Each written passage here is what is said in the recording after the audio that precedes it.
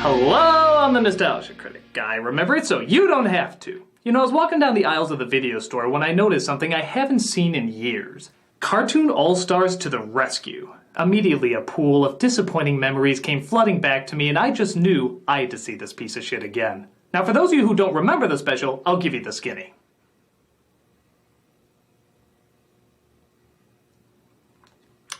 Usually some clips from the special would play here, but seeing how my copy died a long time ago, I'm just gonna move on without it.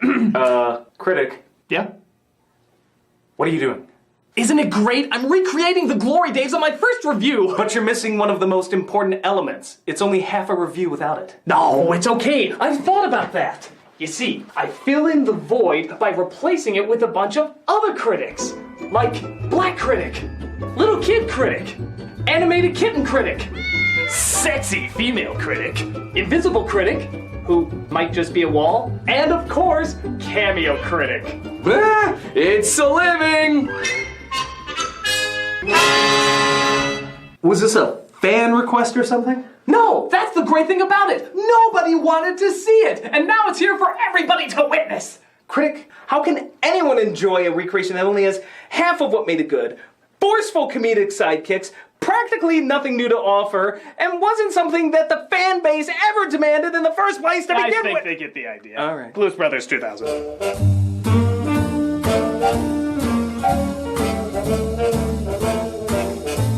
Based on the classic SNL Chicago musical about two blues musicians trying to save an orphanage and somehow end up becoming the most wanted men in America, the sequel, shot 18 years later, is kind of like that, minus the enjoyment. It's a desperate retread between writer-actor Dan Aykroyd and writer-director John Landis to relive the glory days by somehow bringing us none of the glory. As such, it's said to be one of the most pointless, underwhelming, and just downright bizarre sequels in comedy history. And trust me, that's saying a great deal. So let's see what's wrong with the past by getting out of the past. This is Blues Brothers 2000. At first, the opening number seems legitimately subtle and even kind of atmospheric. But this movie is like Huntington's disease. It works very slowly. Good morning, Warden. Tom? Frank Oz plays one of the many returning cast members who just looks old and sad now as he tells Elwood about his brother Jake's departure.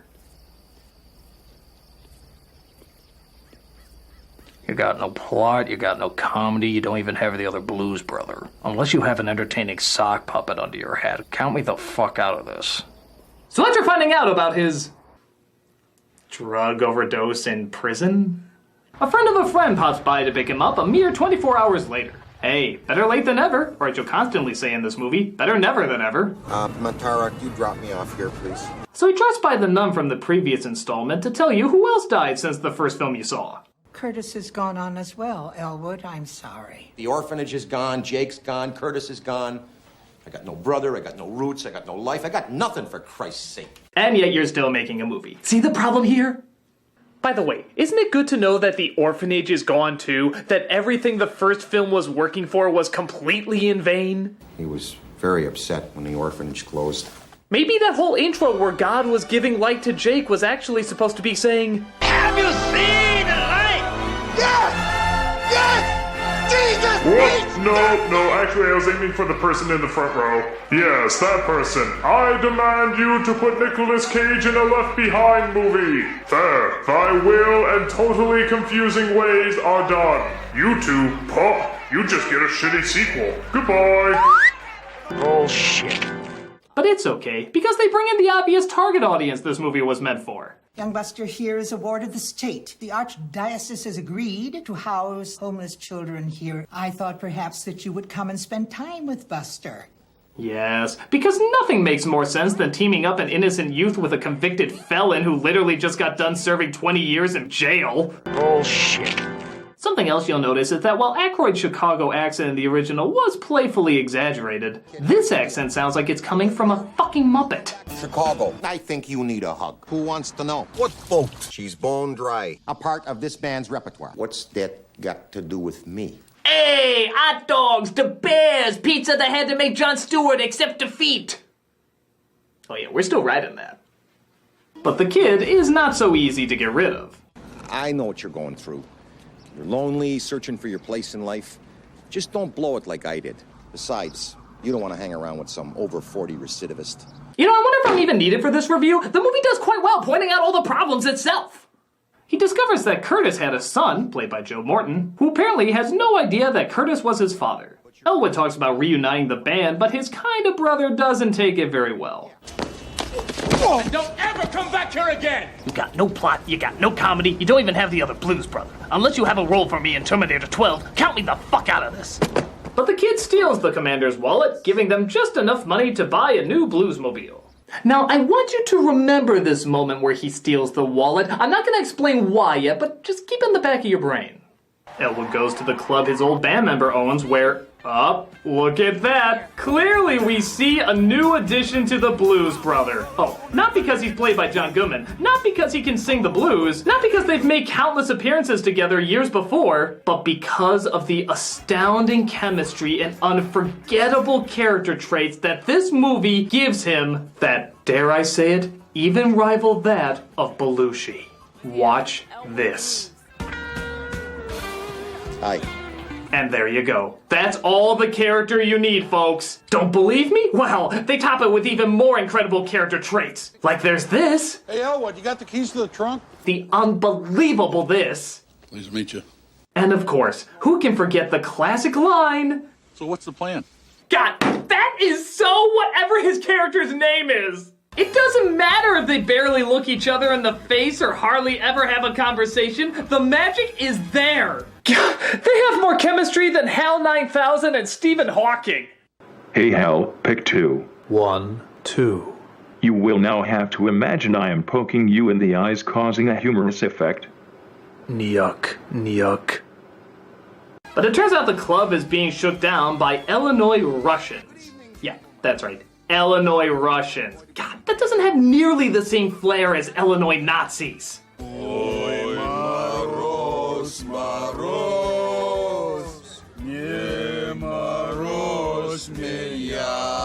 Jesus Christ, you're making Soda Popinski look like an equal rights leader. So they knock the Russians out and leave him in an alleyway, somehow thinking this won't lead to any more trouble. But lo and behold, the Russians come back for vengeance. Yes! They break out of the club while the Russians burn it down, only to find the Russians were waiting to chase them. Roll down your window, bump the nails. Wow, apparently those nails are so powerful they launched them several feet behind where they originally started. Seriously, how the hell did they get back in front of the club again? Was there a special company that made those nails? Oh. So Aykroyd and Goodman set out to pick up the rest of their band members when nope, you killed the movie. You killed the movie. Whatever little speck of chance you had to make this entertaining, it was assassinated the minute you put that kid in a suit. This is like giving Wolverine a puppy, or Jules Winfield a Martian, or the Terminator. Oh yeah, that happened. These are unsophisticated men. The only things they respond to are fear and the draw of lucre. We elicit this by using iconographic symbols and psychological intimidation. Okay, I'm really amazed you're saying all this stuff about intimidation while including the 10-year-old kid in your argument. The only things they respond to are fear and the draw of lucre. With a 10-year-old kid. Iconographic symbols and psychological intimidation. With a 10-year-old kid. Presents a uniform image of strength and organization. With a 10-year-old kid. Don't say anything, look mean. With a 10-year-old kid. Do you not see what a castration this is to your film? Boys, I'd like you to meet my new partner in the act, Mighty Mac. We've just been calling him Jake number 2. I'm getting the band back together. Man, you can't talk about this stuff here. Matt, she's back from lunch. But sure enough, they're working again for an Aretha Franklin cameo, and once again, they have to argue their way out of it while she blindly goes into a song. You treat me with respect at all times. I do, baby. And you know what I mean when I say respect. You know, where the first movie was kind of funny and how out of nowhere and unexpected the transition was, in this one, you obviously know what's coming, you even know what song it's going to be, and yet the transition is still sloppy as fucking shit. It's almost like somebody hit the screen accidentally changing the channel. Oh, sorry.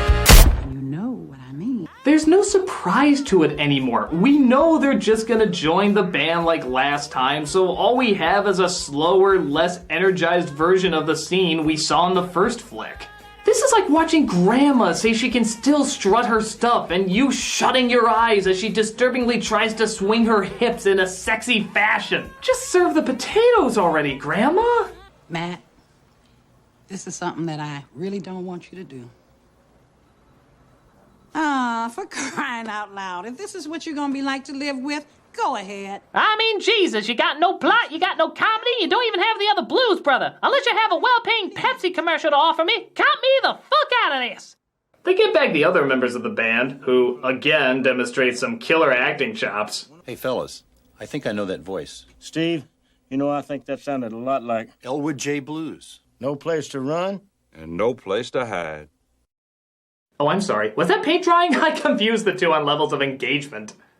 And they finally have to get their last member back from his old job. We need Murph on the keyboards. I see. I told him I wouldn't go without your say-so. Just what is it that you do exactly? And if you could sing about it, even though we just had a goddamn musical number a minute ago, that'd be most helpful. Why do these musical numbers annoy me so much more in this film than they did in the last one? They're not bad. They're good renditions done by talented people.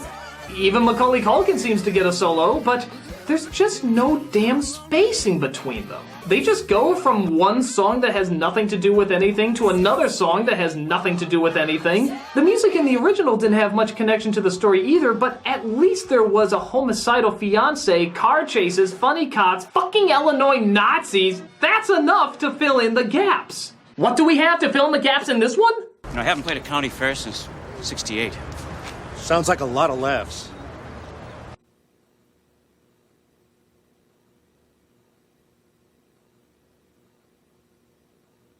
Didn't you used to be Elwood Blues? Yeah, so? We're rehearsing just on the other side of the motel office.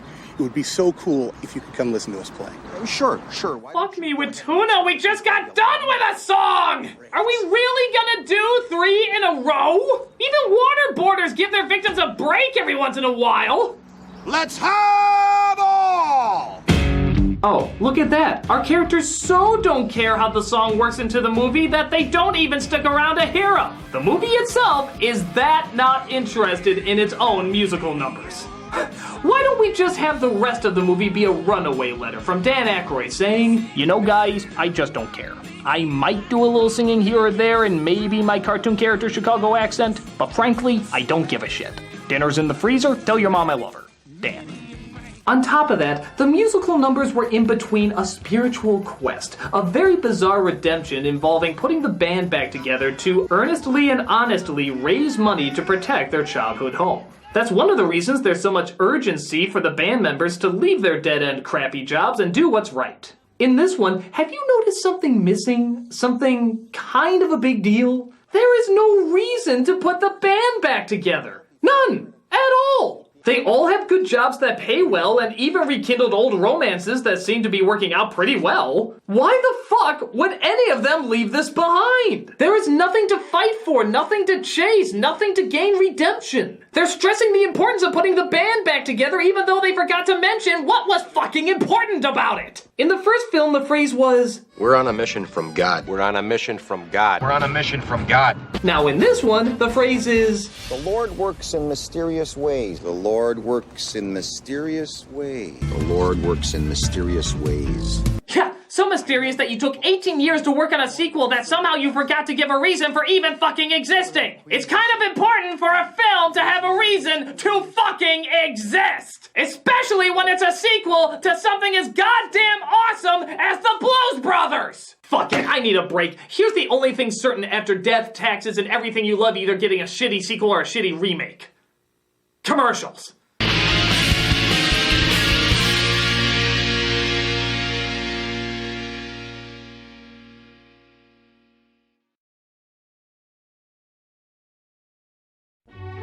Tired of a movie giving you an unbelievable experience, only to find years later the same filmmakers fuck it up with their shitty sequel or spin-off?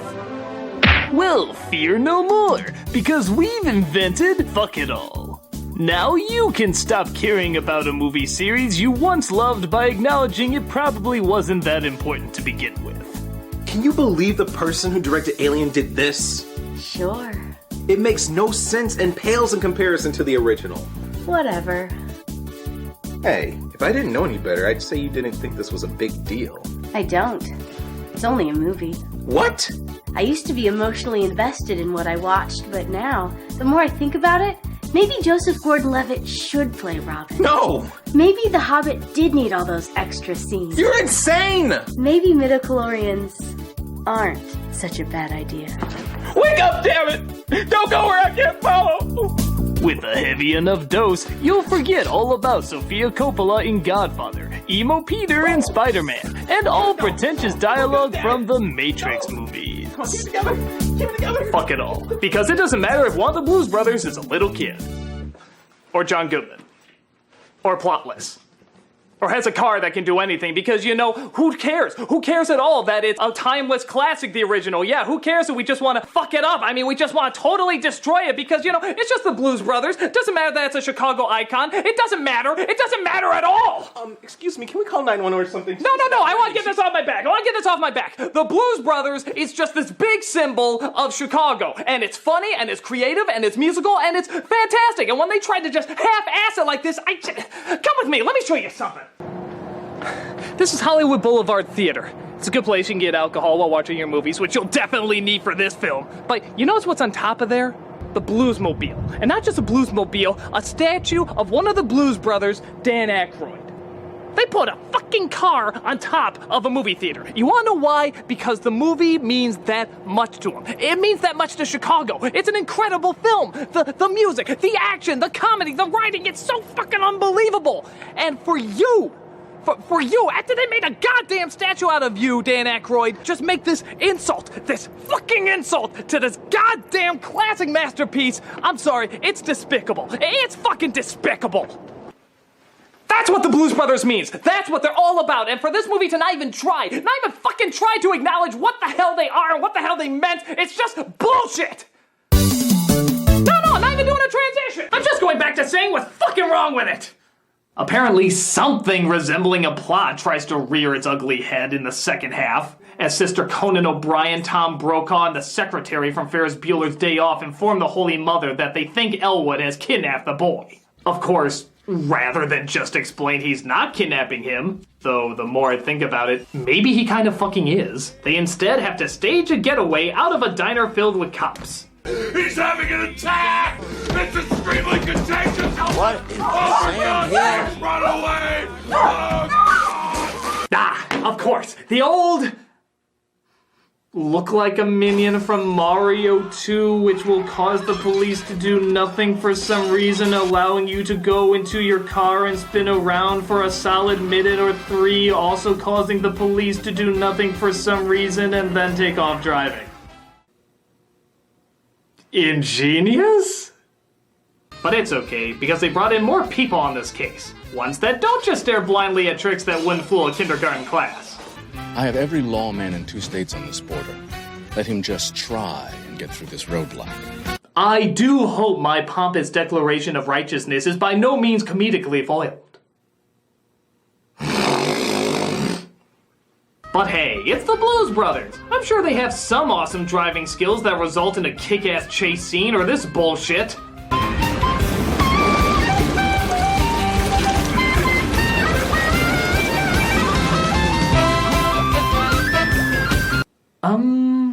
You sure Elwood isn't in a coma and these aren't just the dreams he was having in the coma? Not that the film isn't tragic enough for how much pain it's causing, but at least we would know somebody's suffering for it. They come across, I don't know, Indiana Nazis, who of course foil their plans of being Indiana Nazis by apparently lifting their boat of explosives out of the water and quite literally watch it just jump up into the air by no discernible rhyme or reason.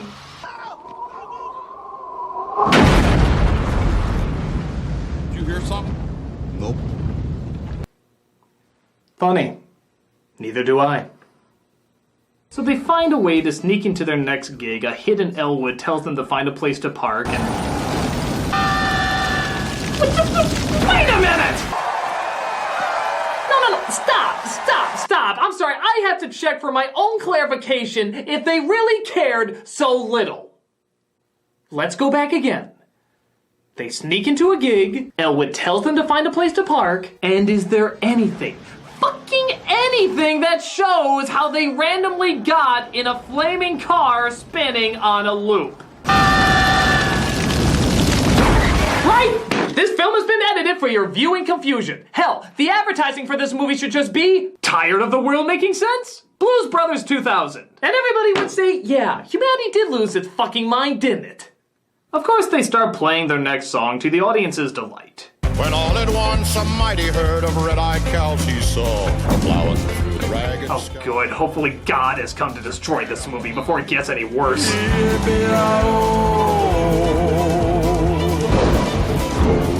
Riders in the sky. Ghost riders in the sky. You know, I was gonna ask when did they stop making a Blues Brothers movie, but I don't think that question would be appropriate.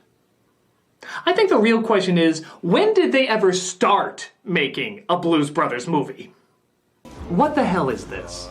It's not Blues Brothers. Maybe it's fucking Claymation's Blues Brothers, but it's not the Blues Brothers we grew up with.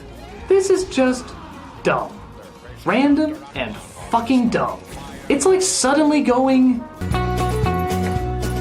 Goes Pony Rider, goes Pony Rider. His head is flaming, but his story's tragic, cause he never knew friendship was magic. Goes Pony Rider. Critic. Wait, didn't you do this joke before? Look, I don't know the scientific explanation for it, but for some reason, every single time somebody says pony on the internet, the views go through the roof.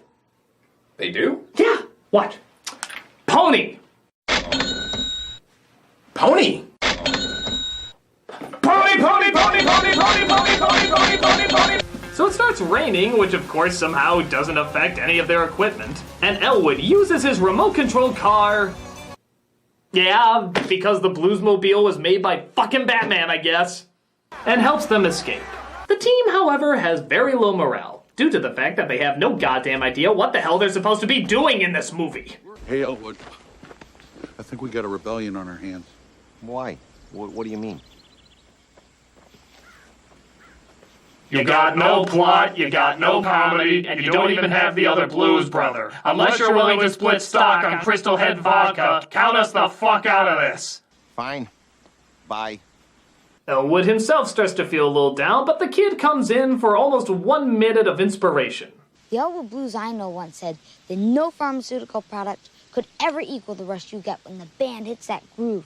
Again, I'm gonna ask you to remember this scene. I'm gonna bring it all together in the end.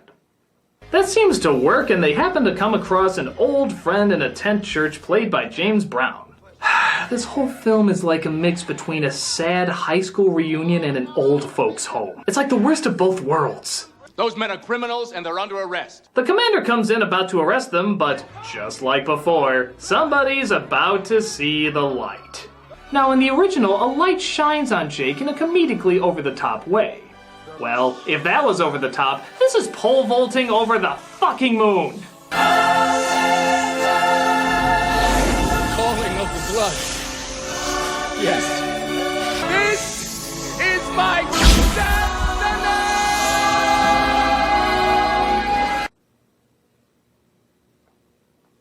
You know, I'm just gonna try something here. I'm sure you've all played this game before, Cards Against Humanity. They have an online version. If you haven't, you should. It's fun. Bring the kids. I am so convinced that this movie is so batshit insane and so doesn't care what the hell they put on screen that I'm just going to choose 3 random cards and see if that randomness, that totally out there randomness, matches up with the rest of the shit that this movie gives us. So, let's see. A 130-year-old voodoo witch, zombies, rednecks being turned into rats. You know, I'm gonna give this movie the benefit of the doubt. I don't even believe that this film, with all its batshit craziness, they did it, didn't they? She's a 130-year-old voodoo witch.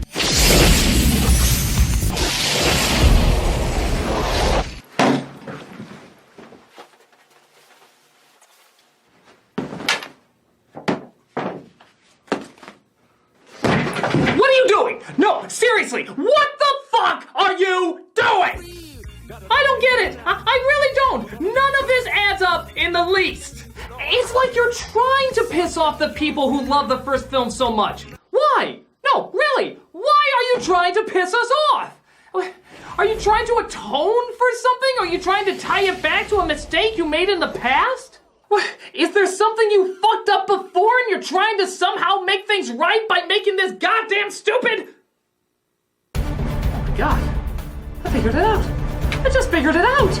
The crazy scenarios, the magical crap, having nothing to do with the original. The fact that doesn't make any goddamn sense whatsoever! I got it! I finally got it! They were trying to make a live-action version of the video game.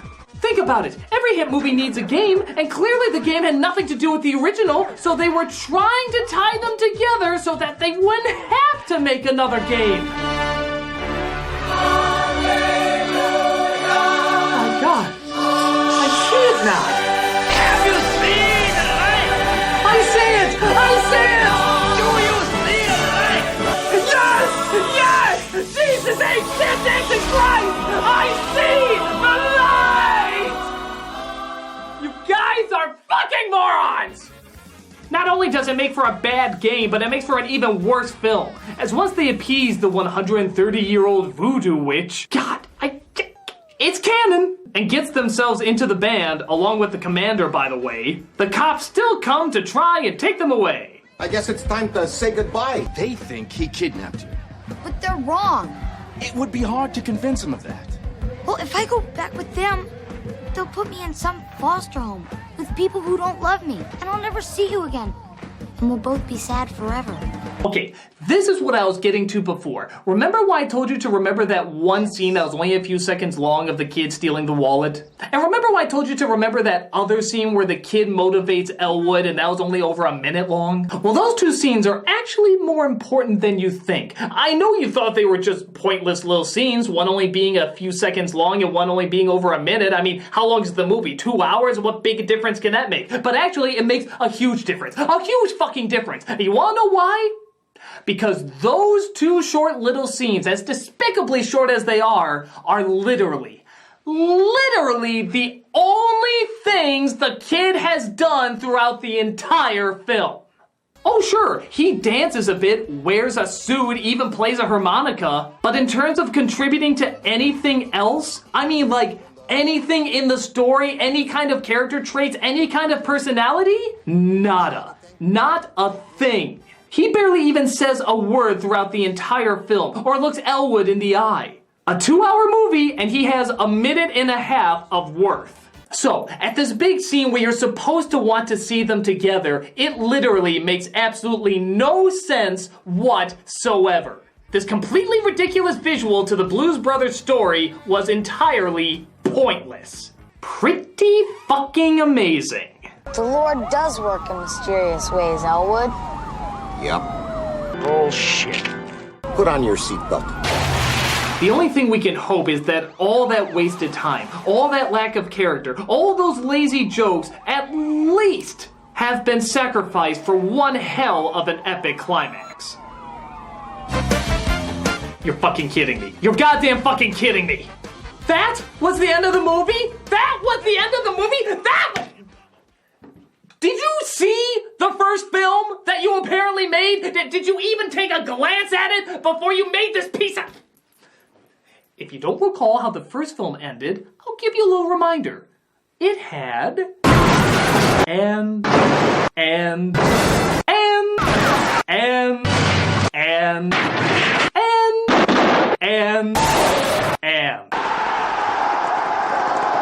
you have... Put on your seatbelt.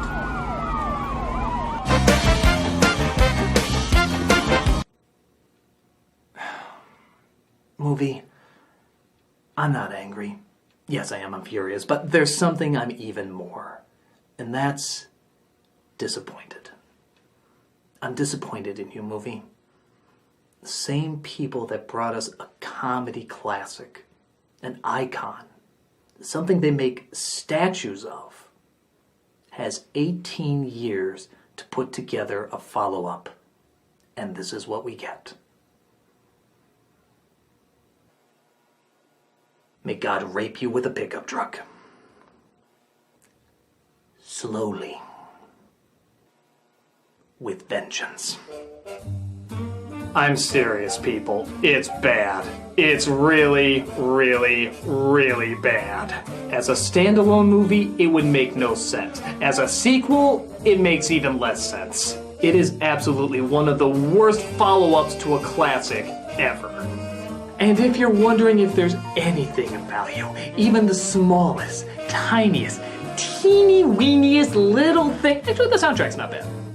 I mean that too. For all its problems, every single singer in this movie, even our leads, sings some really good, surprisingly impressive renditions of timeless classics. It's strangely kind of impressive. Hell, I might actually pick it up after removing this film's cock from my anus. But aside from that, this is not only one of the most pointless sequels ever made, it's one of the worst. It's one of the worst because talented people, the same who made a fantastic, hilarious, unique, musical classic, so obviously phoned in this half-assed reunion just so they can all sing some karaoke together. It's a straight-up insult to the first film, and I can assure you, these statues you see of the Blues Brothers don't exist for this piece of shit. They exist for something smarter, funnier, and just all around better. And the fact that this is connected to it, I need my fuck it all. I'm the Nostalgia Critic, and hopefully in a few minutes I won't remember who I am. Jesus shit!